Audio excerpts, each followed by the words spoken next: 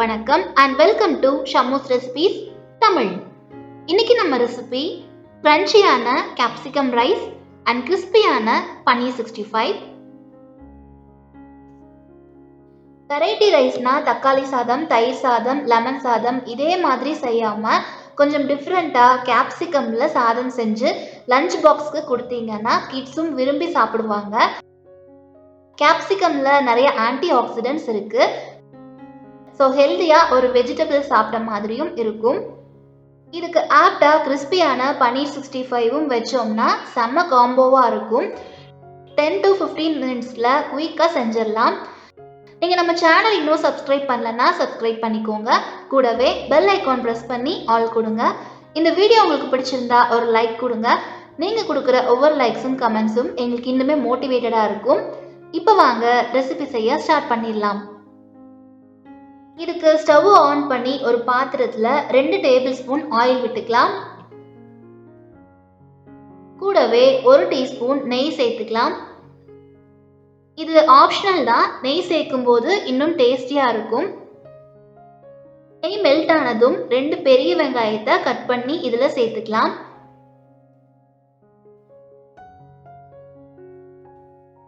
வெங்காயம் கொஞ்சம் வதங்கினதும் 1 கைப்பிடி அளவுக்கு புதினா இலைகள் சேர்த்துக்கலாம். புதினாவை இப்பவே சேர்த்தோம்னா ரைஸ்ல அதோட ஃப்ளேவர் நல்லா தெரியும். ஸ்டவ் மீடியம் ஃப்ளேம்லயே வச்சு குக் பண்ணுங்க. இப்போ 1 டீஸ்பூன் இஞ்சி பூண்டு பேஸ்ட் சேர்த்துக்கலாம்.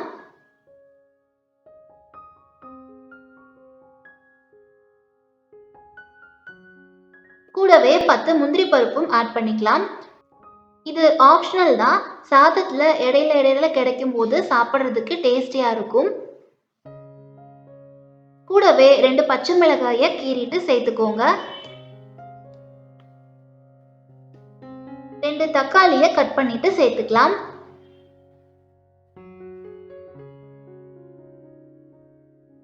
கூடவே 1/2 டீஸ்பூன் உப்பு, 3/4 டீஸ்பூன் கரம் மசாலா சேர்த்துக்கோங்க.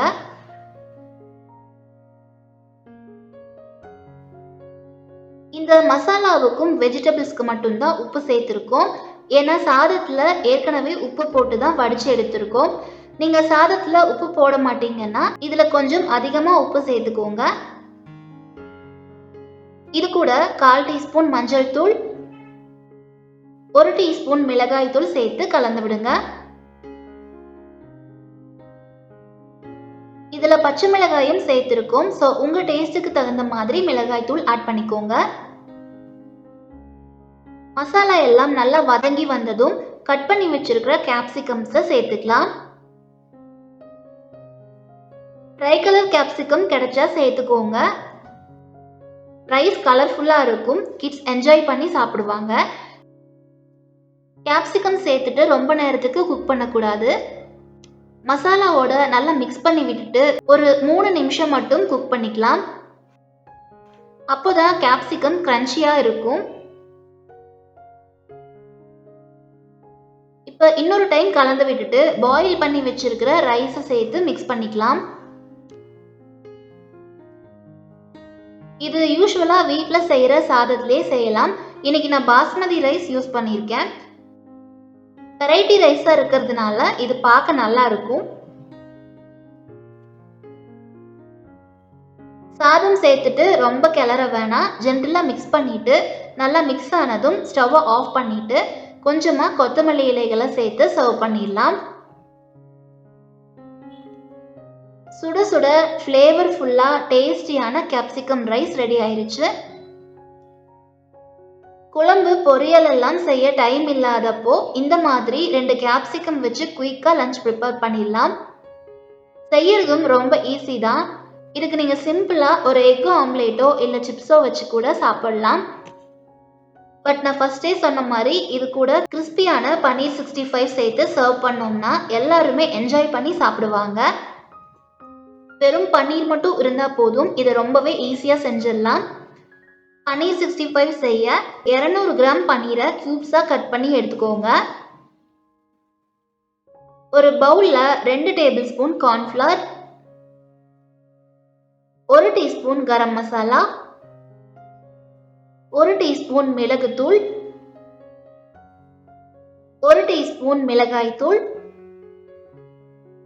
1 டீஸ்பூன் இஞ்சி பூண்டு பேஸ்ட், 1/4 டீஸ்பூன் மஞ்சள் தூள், 1/2 டீஸ்பூன் உப்பு சேர்த்து 1/2 லெமன் ஜூஸ் ஆட் பண்ணி நல்லா மிக்ஸ் பண்ணி எடுத்துக்கோங்க.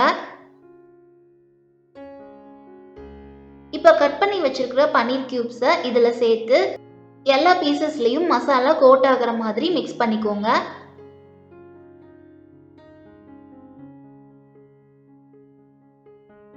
ஒருவேளை உங்களுக்கு பன்னீர் பீசஸ்ல மசாலா சரியா கோட் ஆகாத மாதிரி இருந்துச்சுன்னா 1 ஸ்பூன் ஆயில் மட்டும் சேர்த்து மிக்ஸ் பண்ணிக்கோங்க. தண்ணி சேர்க்க வேணாம். இந்த மாதிரி மிக்ஸ் பண்ணதுக்கு அப்புறமா ஸ்டவ் ஆன் பண்ணி ஒரு கடாய் வச்சு பொரிக்க தேவையான ஆயில் ஊற்றிக்கலாம். ஆயில் சூடானதும் பன்னீர் கியூப்ஸை சேர்த்துக்கலாம். 2 நிமிஷத்துக்கு வேக விட்டுட்டு அதுக்கப்புறமா திருப்பி விடுங்க.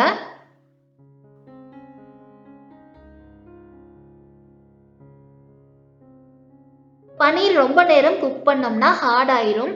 ஸோ மேலே இருக்கிற மசாலாலாம் வெந்ததுமே எடுத்துடலாம்.